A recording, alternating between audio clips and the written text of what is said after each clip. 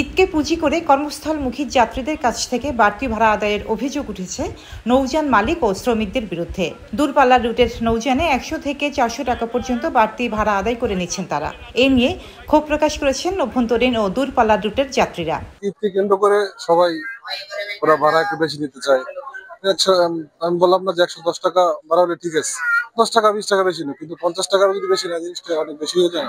ঘাটের যে আপনার যারা কোনো মাল সামান নিয়ে আসে ওটার জন্য অতিরিক্ত টাকা নেওয়া হয়। এখানে ছোট একটা ব্যাগ হলে ওটার জন্য 100 টাকা নিয়ে চাইবো। এরকম অনেকবার আমরা হয়রানি শিকার হয়েছি। তবে বাড়তি ভাড়া নয়, বরং সরকার নির্ধারিত ভাড়াই নেওয়া হচ্ছে বলে দাবি করেছেন বন্দর কর্মকর্তা এবং লঞ্চ কর্তৃপক্ষ। জানা গেছে, ঢাকা বরিশাল রুটে ঈদের আগে 2টি লঞ্চ চলাচল করলেও বর্তমানে ঈদ সার্ভিসে প্রতিদিন চলাচল করছে 4টি থেকে 7টি লঞ্চ। এছাড়া অভ্যন্তরীণ রুটগুলোতে বিরতিহীনভাবে চলাচল করছে ছোট লঞ্চ। যাত্রীদের অভিযোগ, অভ্যন্তরীণ রুটের লঞ্চগুলোতে ভাড়া বেড়েছে 50 থেকে 100 টাকা পর্যন্ত।